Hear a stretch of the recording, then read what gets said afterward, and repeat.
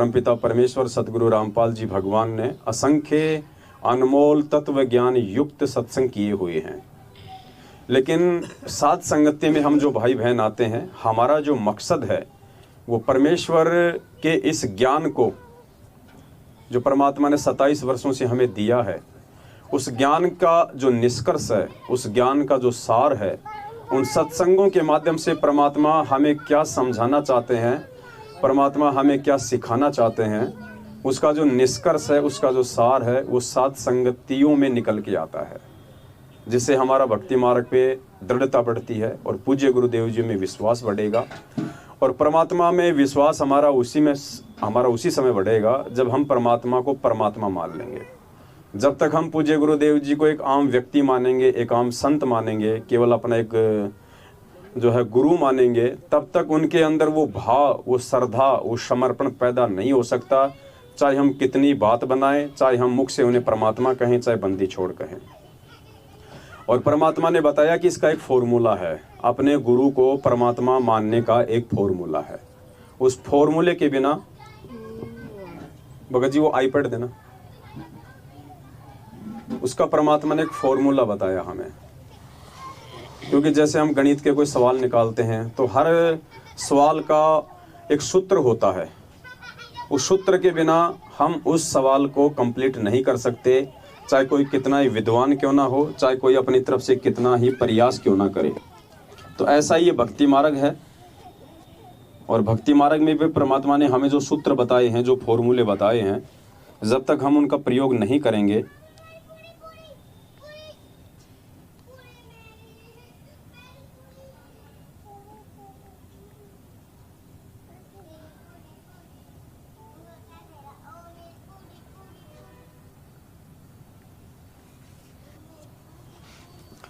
तो मालिक ने हमें एक सूत्र बताया है अपने सत्संग में, एक फॉर्मूला बताया है गुरु को परमात्मा मानने के विषय में।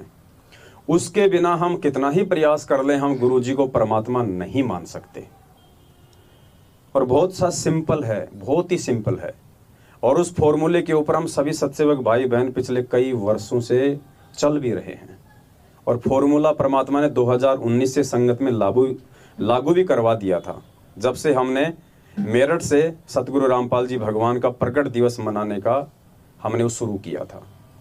तो सुनिए परमात्मा हमें क्या कह रहे हैं, क्या फॉर्मूला हमें परमेश्वर जी बता रहे हैं। एक एक शब्द को ध्यान से सुनिए पुण्यात्माओं।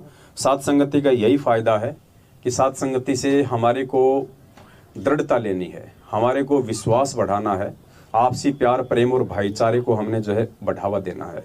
अगर हम इतना समय निकाल के आते हैं और रातों को यदि हम जागते हैं तो उसका एक प्रयोजन है, और वो प्रयोजन यदि सफल ना हुआ तो साथ संगति में आने का फिर कोई फायदा नहीं होगा। लेकिन आपके लिए परमात्मा का विधान है, गुरु गोविंद कर जानियो और रहियो शब्द समाए, मिले तो दंडवत बंद किए नहीं पल पल ध्यान लगावे, कि गुरु को भगवान मान। भगत जी बच्चों को या तो उनकी मम्मी को दिया हो, आप इनको जबरदस्ती मत पकड़ो इनको।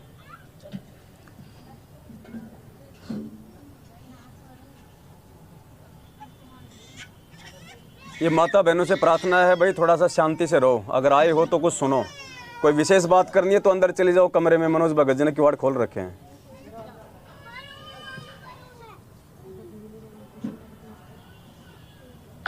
लेकिन आपके लिए परमात्मा का विधान है, गुरु गोविंद कर जानियो और रहियो शब्द समाए, मिले तो दंडवत बंद किए नहीं पल पल ध्यान लगावे, कि गुरु को भगवान मानकर चलना और रहियो शब्द समाए।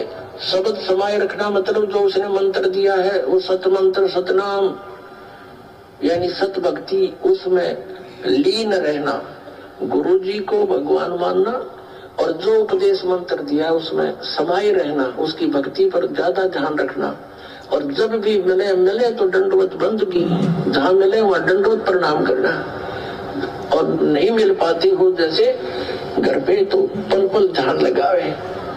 यानी परमात्मा के गुणों को अपने गुरु जी के ऊपर लक्षित करें और फिर आपका भाव बनेगा। और नहीं मिल पाती हो तो परमात्मा ने क्या फॉर्मूला बताया कि परमात्मा के गुणों को अपने गुरुजी के ऊपर लक्षित करो, तब आपके भाव बढ़ेंगे, वरना बिल्कुल नहीं बढ़ सकते। परमात्मा के लक्षणों को, परमात्मा के गुणों को अपने गुरुजी के ऊपर लागू करो, लक्षित करो। ध्यान से सुनो एक बार फिर से। जैसे घर पे तो पल पल ध्यान लगावे, यानी परमात्मा के गुणों को अपने गुरु जी के ऊपर लक्षित करें, और फिर आपका भाव बनेगा, एक प्यार जागेगा इस दास के प्रति, जैसा इस काल के प्रति जागा था।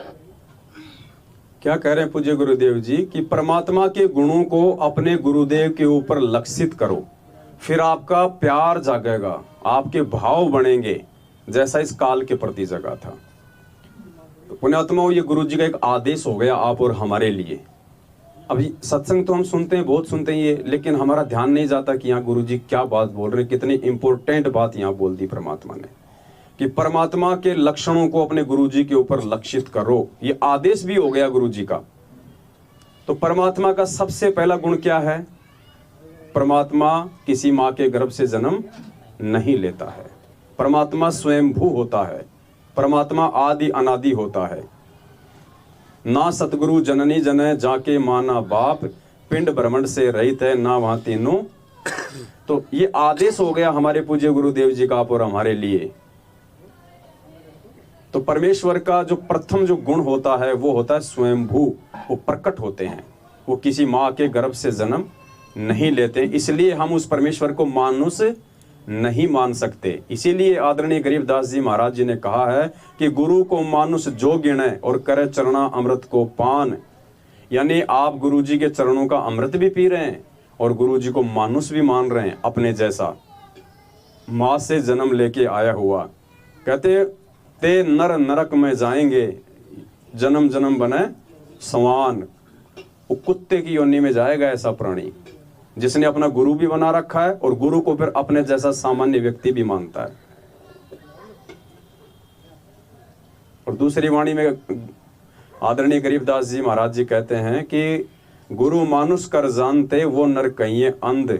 बिल्कुल उसको बेबुद्धि वाला बताया परमात्मा ने। और दुखी संसार में, यानी वो भक्ति का लाभ नहीं उठा पाएगा, उसको दुखी होना पड़ेगा। दुखी का मतलब ठीक है, जैसी भक्ति करेगा वैसा उसको मिलेगा। राजा बन जाएगा, महाराजा बन जाएगा, ब्रह्मा विष्णु महेश बन जाएगा, इंद्र बन जाएगा, देवी देवता बन जाएगा, लेकिन फिर वापस 84 लाख योनियों में वही दुर्गति होनी है। तो कहते हैं महादुखी संसार में वापस आके उसको यहाँ दुख उठाने पड़ेंगे फिर, और आ गए यम के फंद।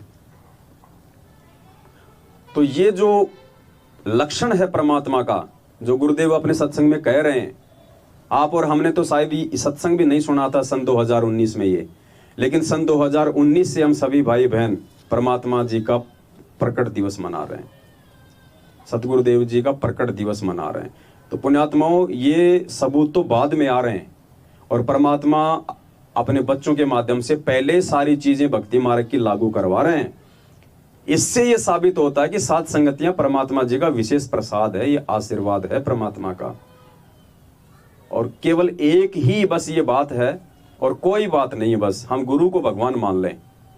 बार बार परमात्मा यही कहते हैं कि आपने गुरु जी को भगवान मानना पड़ेगा, तब आपका ये सवाल हल होगा, नहीं तो नहीं हो सकता।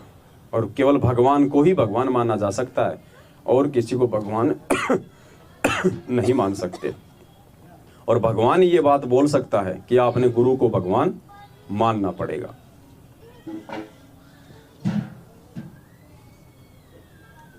घर पे तो पल पल ध्यान लगावे, यानी परमात्मा के गुणों को अपने गुरु जी के ऊपर लक्षित करें, और फिर आपका भाव बनेगा, एक प्यार जागेगा इस दास के प्रति, जैसा इस काल के प्रति जागा था। और वो ही कसक आपकी इस दास के प्रति होगी, तभी हम वहां चलेंगे। जिस कसक के साथ हम वहां डटे नहीं डटे, तो ऐसा ही भाव। अब हम कैसे भावित होते हैं, जैसे एक हीरो या हीरोइन नकली बात बना के एक तो उसने पढ़ावा, फिर वो बोला है, उसके एक दो डायलॉग पर हम आसक्त हो जाते हैं। ओहो बड़ा क्या बात की, बड़ा सुंदर बोला। अरियादास ने ऐसा पिटारा खोल दिया इन बोलों का, वचनों का। तो इस आधार से भी आपने प्रभावित होना चाहिए, जब आपकी आत्मा निर्मल हो जाएगी। कमाल कर दिया गुरु जी ने, तो ऐसे निर्णय करके ज्ञान दे दिया। तो हमने ऐसे प्रभावित होना है और आसक्त होना है उस परम पिता पर, इस दास के माध्यम से। ये रिहर्सल आपकी फिर ऊपर जाके काम आवेगी, जो आप यहाँ करोगे। बोलो सतगुरुदेव की जय हो। तो परमात्मा ने भक्ति मार्ग की जो मूल बात थी, जो नींव है, जो फाउंडेशन है अध्यात्म की, वो है गुरु। और गुरु को भगवान माने बिना हम इस अध्यात्म में आगे हम लोग नहीं बढ़ सकते। और एक सत्संग में तो परमात्मा ने यहाँ तक कह दिया कि जब तक आप अपने गुरु को परमात्मा नहीं मान लोगे, तब तक तो आपकी भक्ति बढ़ेगी नहीं। आपकी भक्ति बढ़ेगी ही नहीं, चाहे कितनी भक्ति कर लो, जब तक गुरु को भगवान नहीं मानोगे।